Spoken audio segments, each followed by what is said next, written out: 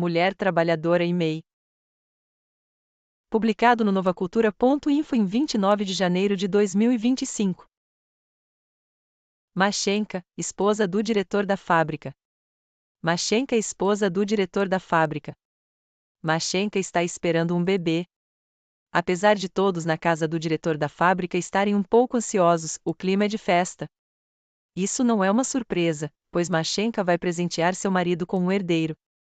Haverá alguém a quem ele pode deixar toda a sua riqueza, a riqueza criada pelas mãos de homens e mulheres trabalhadores. O médico pediu para que cuidassem, atenciosamente, de Mashenka.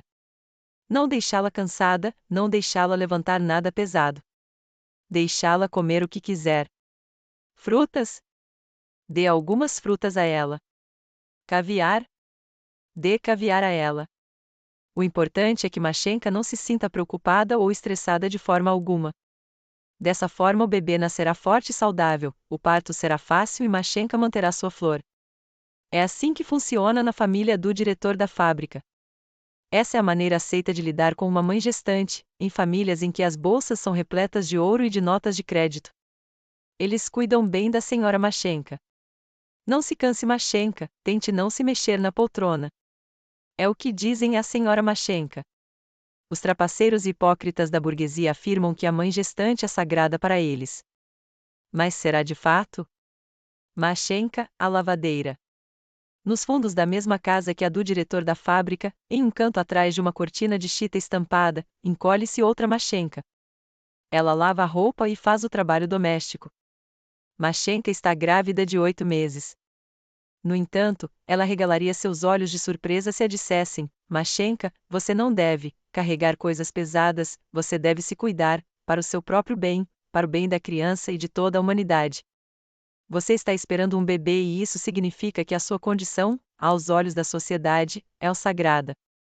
Masha acharia isso uma intervenção desnecessária ou uma piada de mau gosto. Aonde já se viu uma mulher da classe trabalhadora receber tratamento especial por estar grávida? Masha e as centenas de milhares de outras mulheres das classes sem propriedade, que são forçadas a venderem suas mãos trabalhadoras, sabem que os proprietários não têm compaixão quando veem mulheres necessitadas, e elas não têm outra alternativa, por mais exaustas que estejam, a não ser trabalhar. Uma futura mãe deve ter, acima de tudo, um sono tranquilo, boa comida, ar fresco e não muito esforço físico. Isso é o que o médico diz. Masha, a lavadeira, e as centenas de milhares de mulheres trabalhadoras, as escravas do capital, riem na cara dele. Um mínimo de esforço físico? Ar fresco? Comida saudável e o suficiente? Sono sem perturbações? Que mulher trabalhadora conhece essas bênçãos? Estas são apenas para a senhora Mashenka e para as esposas dos proprietários da fábrica. Logo de manhã, antes que a escuridão dê lugar ao amanhecer, e enquanto a senhora Mashenka ainda está tendo doces sonhos, Mashenka, a lavadeira, levanta-se de sua cama estreita e vai para a lavanderia úmida e escura. Ela é recebida pelo cheiro fétido de roupa suja, escorrega no chão molhado das poças de ontem que ainda não secaram. Não é por vontade própria que Masha se escraviza na lavanderia, ela é conduzida por aquela supervisora incansável, a necessidade. O marido de Masha é trabalhador e seu salário é tão pequeno que 2 pessoas não conseguiriam manter-se com ele. E assim, em silêncio, rangendo seus dentes, ela fica em pé sobre o tanque até o último dia possível, até o parto. Não se engane pensando que Masha, a lavadeira, tem a saúde de ferro, como as senhoras costumam dizer quando falam das mulheres trabalhadoras. As pernas de Masha estão pesadas com as veias inchadas, por ficar muito tempo no tanque, ela só consegue andar devagar e com muita dificuldade. Há olheiras em seus olhos. Seus braços estão inchados e ela não dorme direito há muito tempo. Os cestos de linho molhado costumam ser tão pesados que Masha se apoia na parede para evitar que ela caia. Sua cabeça gira e tudo fica escuro diante de seus olhos. Muitas vezes parece que há um enorme e podre dente alojado em sua coluna e que suas pernas são feitas de chumbo. Se ela pudesse se deitar por 1 hora, descansar um pouco, mas mulheres trabalhadoras não têm permissão para fazer tais coisas. Esses luxos não são para elas. Afinal, elas não são mulheres. Masha suporta, em silêncio, seu árduo trabalho. As únicas mulheres sagradas são as gestantes que não são conduzidas por esse patrão implacável, a necessidade. Masha, a empregada. A senhora Mashenka precisa de outra empregada. O mestre e a senhora acolhem a camponesa. A senhora Mashenka gosta da gargalhada da menina e de sua trança que vai até abaixo do joelho, e do jeito que a menina voa pela casa como um pássaro voando, tentando agradar a todos. Uma joia de menina. Eles a pagam 3 rublos por mês e ela trabalha o suficiente para 3 pessoas. A senhora está cheia de elogios. Então o diretor da fábrica começa a se insinuar para a garota. Suas cortesias crescem. A menina não vê o perigo, ela é inexperiente, ingênua. O mestre fica ainda mais gentil e amoroso. O médico o aconselhou a não exigir nada de sua esposa. Silêncio, diz ele, é o melhor remédio. O diretor da fábrica está disposto a deixá-la parir em paz, desde que ele não tenha que sofrer. A empregada também se chama Masha. As coisas podem ser organizadas mais facilmente, a garota é ignorante. Burra. Não é difícil assustá-la, ela tem medo de qualquer coisa. E então Masha engravidou. Ela para de rir e começa a parecer abatida. A ansiedade corrói seu coração dia e noite. Masha, a senhora, descobre. Ela faz um escarcéu. A menina tem 24 horas para fazer as malas. Masha vagueia pelas ruas. Ela não tem amigos, nenhum lugar para ir. Quem vai empregar aquele tipo de garota em qualquer casa honesta? Masha vagueia sem trabalho, sem pão, sem ajuda. Ela passa por um rio. Ela olha para as ondas escuras e se afasta, tremendo. O rio gelado e sombrio apavora, mas ao mesmo tempo parece acenar. Masha, a tintureira. Há uma confusão no departamento de tingimento da fábrica, uma trabalhadora foi carregada como se estivesse morta. O que aconteceu com ela? Ela foi envenenada pelo vapor? Ela não podia mais suportar a fumaça? Ela não é novata. Já está na hora dela se acostumar com o veneno de fábrica. Não é absolutamente nada, diz o médico. Você entende? Ela está grávida. As mulheres grávidas tendem a se comportar de todas as maneiras estranhas. Não é necessário ceder a elas. Então, eles mandam a mulher de volta ao trabalho. Ela tropeça como um bêbado pela oficina de volta ao seu lugar. Suas pernas estão dormentes e se recusam a obedecê-la. Não é brincadeira trabalhar 10 horas por dia, dia após dia, em meio ao fedor tóxico, ao vapor e aos gases prejudiciais. E não há descanso para a mãe trabalhadora. Mesmo quando as 10 horas se acabam. Em casa, está a mãe idosa e cega esperando pelo jantar dela, e o seu marido volta da fábrica cansado e faminto. Ela tem que alimentar a todos eles e cuidar de todos eles. Ela é a primeira a se levantar de manhã, está de pé ao nascer do sol. E ela é a última a dormir. E então, para coroar, eles implantaram horas extras.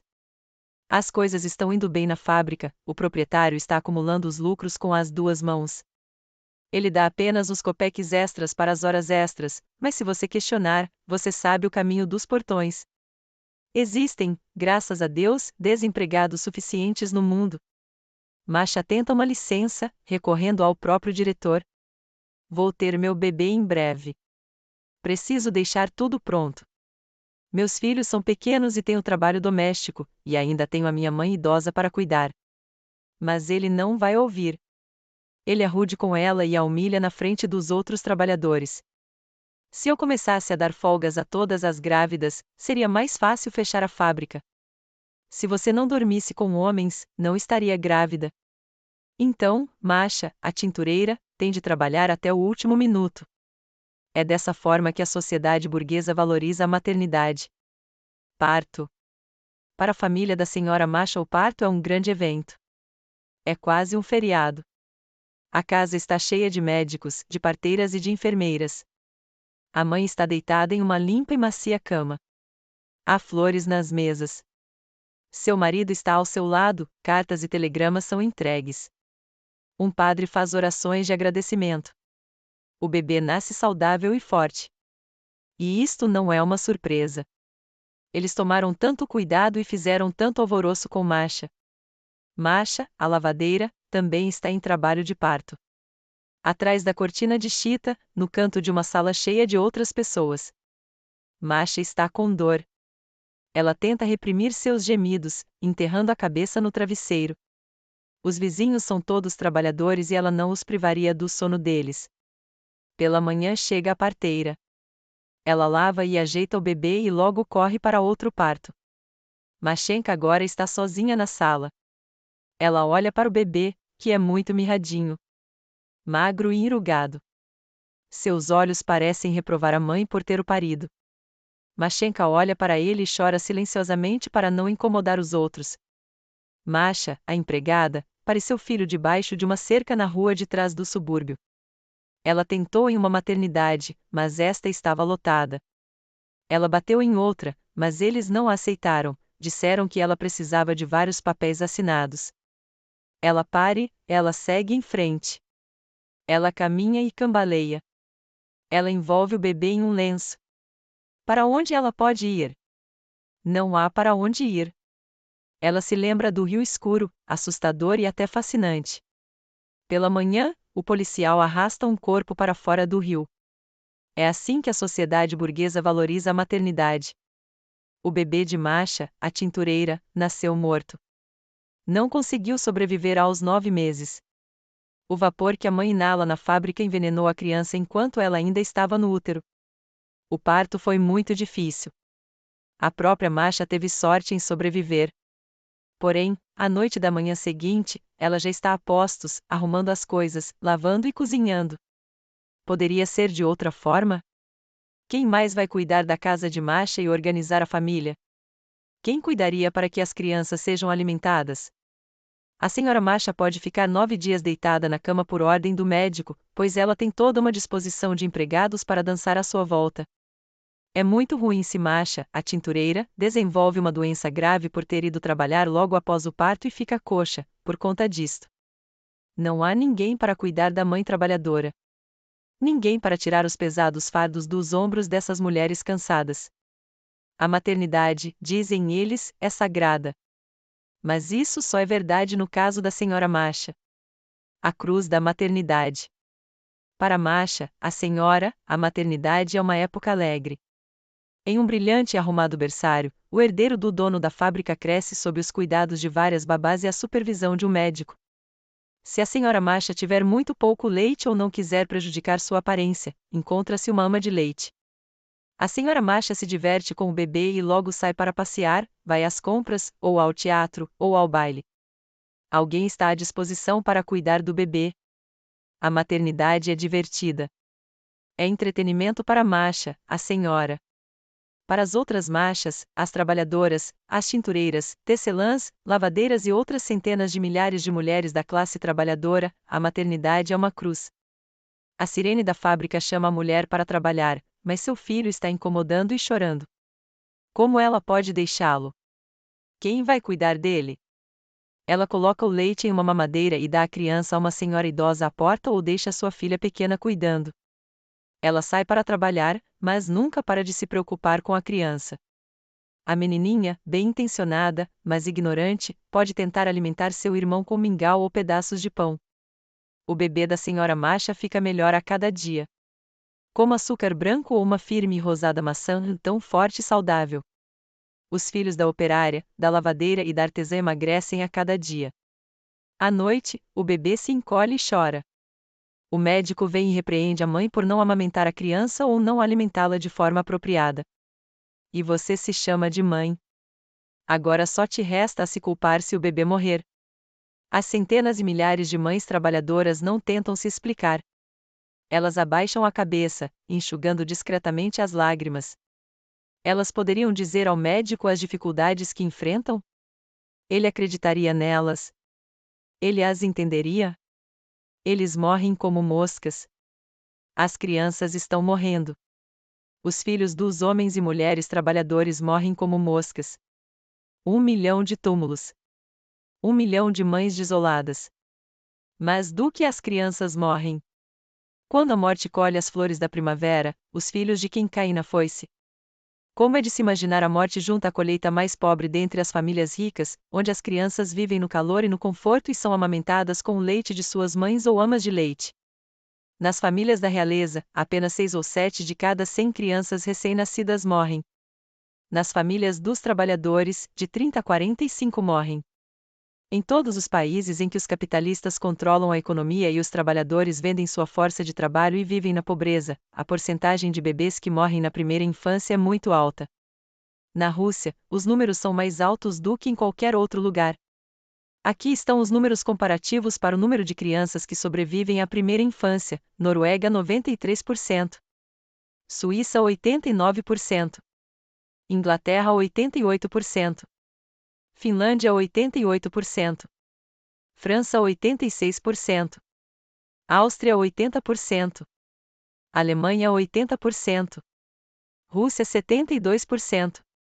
No entanto, há várias províncias na Rússia, especialmente aquelas com muitas fábricas, em que 54% das crianças morrem ao nascer.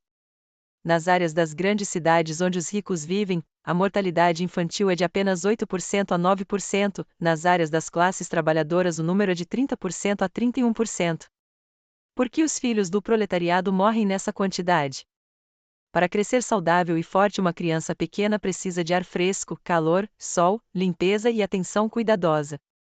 Precisa ser amamentada. O leite de sua mãe é seu alimento natural e irá ajudá-la a crescer e crescer forte. Quantos filhos de famílias da classe trabalhadora têm todas essas coisas que listamos? A morte faz um lugar firme para si em lares das famílias da classe trabalhadora porque essas famílias são pobres, seus lares são superlotados e úmidos, e a luz do sol não chega ao porão, porque onde há muitas pessoas geralmente é sujo, e porque a mãe da classe trabalhadora não tem a oportunidade de cuidar de seus filhos de forma apropriada. A ciência estabeleceu que a alimentação artificial é o pior inimigo da criança. Crianças alimentadas com o leite da vaca e as crianças alimentadas com outros alimentos morrem 5 e 15 vezes mais, respectivamente, do que aquelas que são amamentadas. Mas como fica a mulher que trabalha fora de casa, na fábrica ou na oficina para amamentar o filho? Ela tem sorte se o dinheiro durar para comprar leite de vaca, e isso não acontece sempre. E que tipo de leite os comerciantes vendem às mães trabalhadoras, aliás? A cal misturada com água.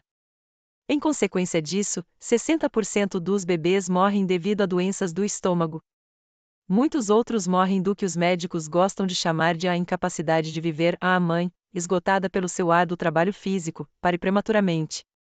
Ou a criança é envenenada pelos vapores da fábrica quando ainda está no útero. Como pode a mulher da classe trabalhadora cumprir inteiramente suas obrigações maternais? Trabalho e maternidade.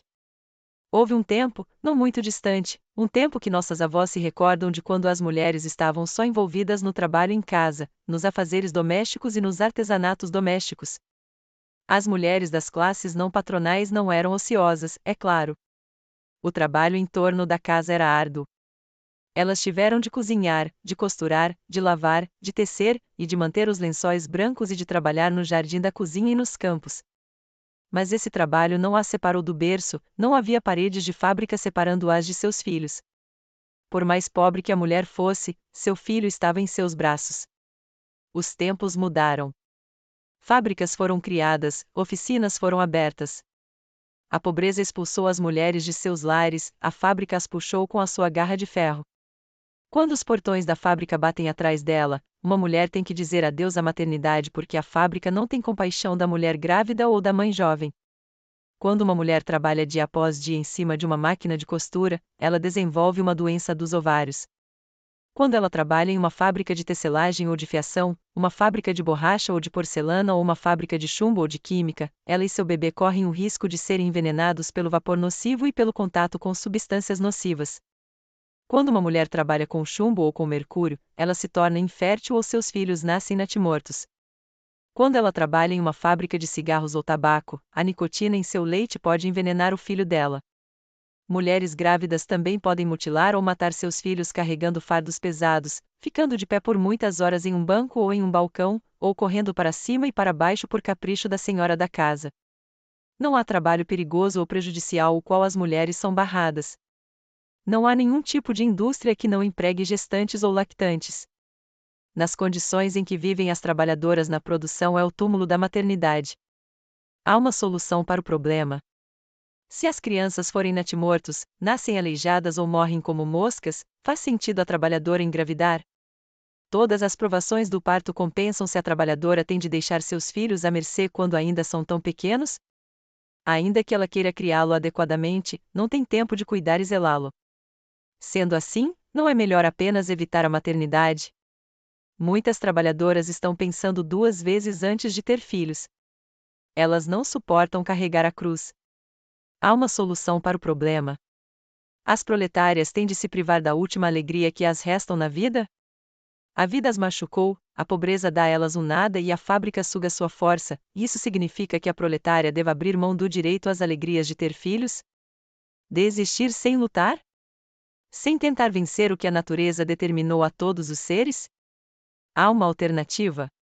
Claro que há, mas nem toda proletária está ciente disso. Qual é a alternativa? Imagine uma sociedade, um povo, uma comunidade onde não há mais senhoras Machenka e lavadeiras Machenka. Aonde não há parasitas e nem proletários contratados.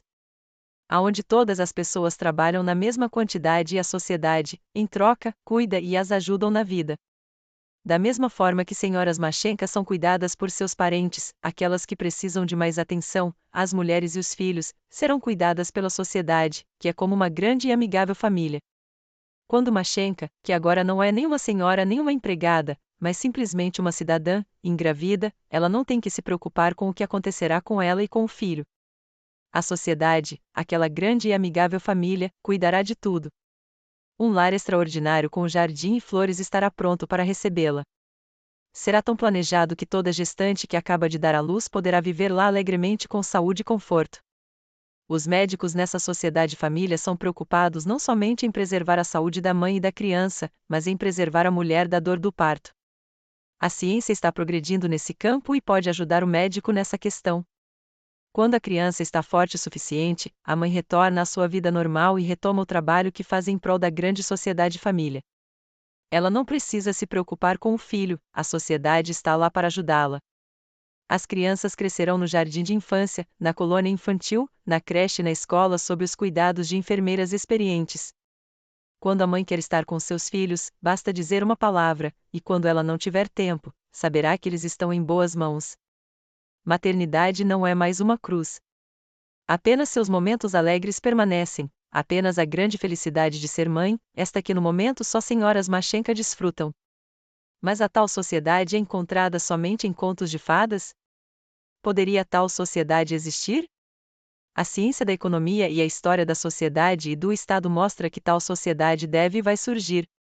Por maior que sejam os ricos capitalistas, os donos de fábricas, os donos de terra e as pessoas de propriedade, o conto de fadas se realizará. A classe trabalhadora de todo o mundo está lutando para realizar esse sonho. E ainda que a sociedade esteja longe de ser uma família feliz, ainda que haja muitas lutas e desafios pela frente, ao mesmo tempo é verdade que a classe trabalhadora de outros países teve grandes avanços. Homens e mulheres trabalhadores estão tentando aliviar a cruz da maternidade fazendo com que leis sejam aprovadas, tomando outras medidas. Como a lei pode ajudar? A primeira coisa a ser feita e a primeira coisa que homens e mulheres trabalhadores estão fazendo em todos os países é ver que a lei defende a mãe proletária. Considerando que a pobreza e a insegurança forçam as mulheres a trabalharem, e o número de mulheres que trabalham fora aumenta a cada ano, o mínimo a ser feito é assegurar que o trabalho formal não se torne o túmulo da maternidade. A lei deve intervir para ajudar mulheres a conciliarem trabalho e maternidade. Homens e mulheres trabalhadores de todos os lugares exigem a proibição por completo do trabalho noturno às mulheres e aos jovens, uma jornada de 8 horas a todos os trabalhadores e a proibição de trabalho a crianças com menos de 16 anos de idade. Eles exigem que meninas e meninos com menos de 16 trabalhem apenas metade do dia. Isso é fundamental, especialmente no ponto de vista da futura mãe, já que entre os 17 e 18 anos a menina já está crescendo e se tornando uma mulher. Se a força dela é minada durante esses anos, suas chances de uma maternidade saudável são perdidas para sempre. A lei deve estabelecer categoricamente que as condições de trabalho e toda a situação de trabalho não deve ameaçar a saúde da mulher, os métodos de produção prejudiciais devem ser substituídos por métodos seguros ou devem ser eliminados por completo, trabalhos pesados com pesos ou máquinas movidas a pé devem ser mecanizados, as salas de trabalho devem ser mantidas limpas e lá não deve haver temperaturas extremas, banheiros, lavabos e refeitórios devem ser providenciados. Essas exigências podem ser atendidas, elas já foram encontradas em fábricas modelo, mas os donos das fábricas não gostam de desembolsar o dinheiro. Todos os ajustes e todas as melhorias são caros e a vida humana é muito barata. É de grande importância uma lei que estabeleça que as mulheres devam trabalhar sentadas. Também é importante que multas efetivas, e não somente nominais, sejam aplicadas aos proprietários de fábricas que infringirem a lei. A tarefa de fiscalizar o cumprimento da lei deve ser confiada não somente aos fiscais da fábrica, mas também aos representantes eleitos pelos trabalhadores. Proteção da maternidade. A lei deve proteger a mãe.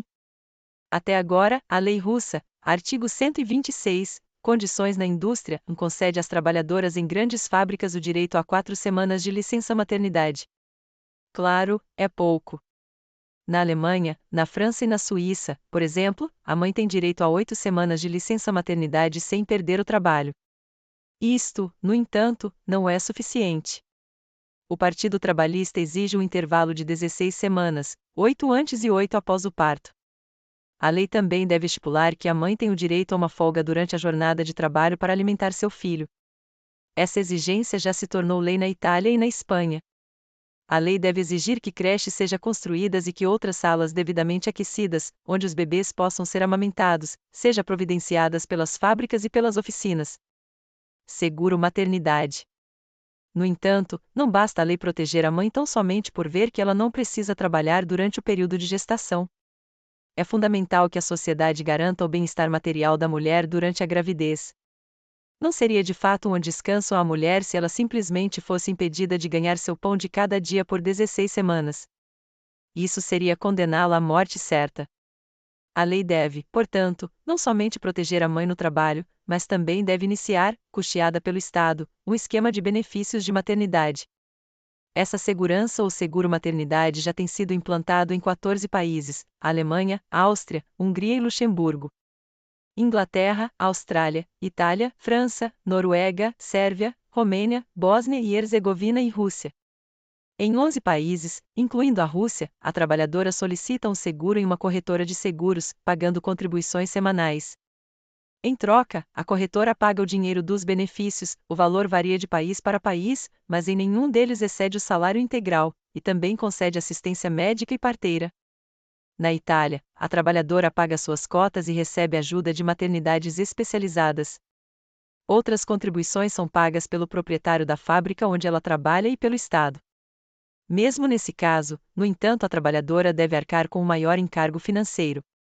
Na França e na Austrália, a trabalhadora não tem que fazer nenhum tipo de seguro. Qualquer mulher, casada ou solteira, tem o direito de receber ajuda do Estado caso precise. Na França, ela recebe os benefícios durante um período de 8 semanas, 25 copeques por dia, às vezes mais, além da assistência médica e uma parteira. Na Austrália, ela recebe uma quantia total de 50 rublos. Na França, também foi organizado um sistema de governanta substituta. Ao fim da gravidez de uma mulher, uma amiga ou uma vizinha que frequentou os cursos gratuitos de cuidado às mulheres grávidas e às crianças pequenas vem para ajudar. Ela continua a fazer as visitas diárias até que a mãe esteja bem o suficiente para se levantar. Ela arruma a casa, faz o jantar, cuida do bebê e é paga por esse serviço pela corretora. Na França, na Suíça, na Alemanha e na Romênia, a mãe também recebe benefícios de uma corretora de seguros durante o período que está amamentando os filhos. Dessa forma, foram dados os primeiros passos em relação ao amparo às mães. O que os trabalhadores estão exigindo? Tudo o que está sendo feito no momento é pouco, é claro. A classe trabalhadora está tentando fazer com que a sociedade assuma as dificuldades do parto. A classe trabalhadora quer assegurar que a lei e que o Estado arquem com as preocupações mais urgentes da trabalhadora, as preocupações materiais e financeiras. Ainda que a classe trabalhadora perceba que apenas uma nova sociedade, a grande e amigável família mencionada anteriormente, assumirá o cuidado integral da mãe e da criança, é possível desde já facilitar a vida da mulher da classe trabalhadora. Muito já foi conquistado. Mas temos de continuar lutando. Se trabalharmos juntos, ganharemos ainda mais. O Partido Trabalhista em todos os países exige que haja planos de seguro-maternidade que cubra todas as mulheres, independente da natureza de seu trabalho, não importa se a mulher é uma empregada, uma operária, uma artesã ou uma camponesa pobre. Os benefícios devem ser fornecidos antes e depois do parto, por um período de 6 semanas. Uma mulher deve continuar a receber os benefícios se o médico considerar que ela não se recuperou o suficiente ou que a criança não está forte o suficiente. A mulher deve receber os benefícios integrais até se criança morrer ou o parto for prematuro. Os benefícios devem ser 1,5 vezes maior do que o salário regular da mulher. Quando uma mulher é desempregada, ela deve receber 1,5 vezes o salário médio de uma mulher que trabalha. Também deve constar na lei, e é muito importante, que os benefícios não sejam inferiores a 1 rublo por dia para as grandes cidades e 75 copeques por dia para as pequenas cidades e para as aldeias. Caso contrário, se o salário de uma mulher fosse de 30 copeques, ela receberia apenas 45 copeques. Como pode uma mãe e uma criança viver dignamente com 45 copeques por dia? Uma mãe pode ter tudo o que ela precisa para a vida e para a saúde com 45 copeques? A mãe também deve receber benefícios da corretora durante todo o período que ela estiver amamentando o filho, e não menos do que 9 meses. O tamanho do benefício deve ser cerca de metade do salário normal. Os benefícios devem, portanto, ser pagos tanto antes quanto após o parto, e deve ser pago diretamente nas mãos da mãe ou de alguma pessoa autorizada por ela.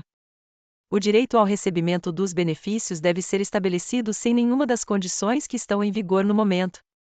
De acordo com a nossa lei russa, por exemplo, uma mulher deve ter sido um membro do departamento por 3 meses para ser elegível. À mulher devem ser garantidos os serviços médicos gratuitos e uma parteira e a ajuda de uma dona de casa substituta, conforme organizado na França e, em certa medida, na Alemanha e na Inglaterra. A responsabilidade de assegurar que a lei seja cumprida e que a parturiente receba tudo o que ela tem direito é das delegadas eleitas entre as trabalhadoras. As mães grávidas e as lactantes devem ter o direito legal de receber leite gratuito e, se necessário, enxoval para o novo bebê, custeado pela cidade ou pela aldeia. O Partido Trabalhista também exige que a cidade, o Zenstro ou a corretora de seguros construam creches para crianças pequenas em cada fábrica. O custeio disso deve ser fornecido pelo proprietário da fábrica, pela cidade ou pelo Zenstro. Essas creches devem ser organizadas de forma que cada lactante possa facilmente visitar e amamentar o bebê nos intervalos do trabalho permitido por lei. A creche deve ser administrada não pelas senhoras filantrópicas, mas pelas próprias mães trabalhadoras. A cidade, o Zenstro ou a corretora de seguros devem, às próprias custas, construir também em números suficientes, casas de maternidade. 2. Lares para as mães grávidas e lactantes que estão sozinhas e não trabalham. Estas já existem na França, na Alemanha e na Hungria. 3. Consultas médicas gratuitas às mães e às crianças pequenas, para que o médico possa observar o curso da gravidez, dar conselhos e instruir a mãe nos cuidados infantis. 4. Clínicas para crianças doentes, como as construídas pela Women's Labour League na Inglaterra. V. Jardins de infância onde a mãe pode deixar seus filhos pequenos, de 2 a 5 anos, enquanto ela trabalha. Por ora, a mãe retorna do trabalho, cansada e exausta, precisando de paz e silêncio, e imediatamente ela tem que começar a trabalhar de novo para cuidar dos filhos famintos, sujos e desarrumados. Faz toda a diferença para a mãe chamar e buscar os filhos bem alimentados, limpos e cheios de novidade, alegremente, e ter os mais velhos, que aprenderam a ajudar no jardim de infância e são orgulhos de seu conhecimento, dando uma mãozinha em casa. 4. Cursos gratuitos de cuidado infantil para meninas novas e mães. 7. Cafés da manhã e jantares gratuitos para grávidas e mulheres lactantes, um serviço que já foi iniciado na França. Essas medidas não devem ser taxadas com o amargo rótulo de filantropia. Cada membro da sociedade, isso significa toda trabalhadora e todo cidadão, homem e mulher, tem o direito de exigir que o Estado e a comunidade se preocupem com o bem-estar de todos. Por que as pessoas formam um Estado, se não para esse propósito? No momento, não há governo em nenhum lugar do mundo que cuide de seus filhos. Homens e mulheres trabalhadores em todos os países estão lutando por uma sociedade e por um governo que realmente se tornará uma grande família feliz, em que todas as crianças serão iguais e a família cuidará igualmente de todos. Assim a maternidade será uma experiência diferente e a morte deixará de fazer uma colheita tão abundante entre os recém-nascidos. O que toda trabalhadora deve fazer? Como todas essas exigências podem ser conquistadas? Qual ação deve ser tomada? Cada mulher da classe trabalhadora, cada mulher que lê este panfleto, deve abandonar sua indiferença e começar a apoiar o movimento da classe trabalhadora, que está lutando por essas exigências e está moldando o velho mundo em um futuro melhor em que mães não chorarão mais as lágrimas amargas e em que a cruz da maternidade se tornará uma grande alegria e um grande orgulho. Devemos dizer a nós mesmos: A força na unidade, enquanto mais trabalhadoras juntarem-se ao movimento da classe trabalhadora, maior será nossa força e mais rápido teremos o que queremos. Nossa felicidade e a vida e o futuro de nossos filhos estão em jogo. Panfleto escrito por Alexandra Kollontai em 1916. Obrigado por assistir. Não se esqueça de dar like, se inscrever no canal e compartilhar. Visite o novacultura.info para participar do nosso grupo do livro e assinar o jornal Rumos da Luta. Links na descrição.